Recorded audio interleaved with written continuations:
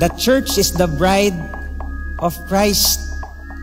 Hindi na po tayo hahanap pa ng iba pang tagapagligtas o iba pang magsasatisfy sa ating buhay kung hindi matatagpuan lamang natin yon sa ating tagapagligtas na si Jesucristo. Discover the profound insights from our past sermon series, Dare to Journey with God, by tuning into our Spotify podcast, Faith Bap Talks. It can be easy to lose sight of what truly matters. God's grace help us to keep our eyes fixed on Jesus, the author and perfecter of our faith. By focusing on Him, we find our guiding light that lead us through the difficult times.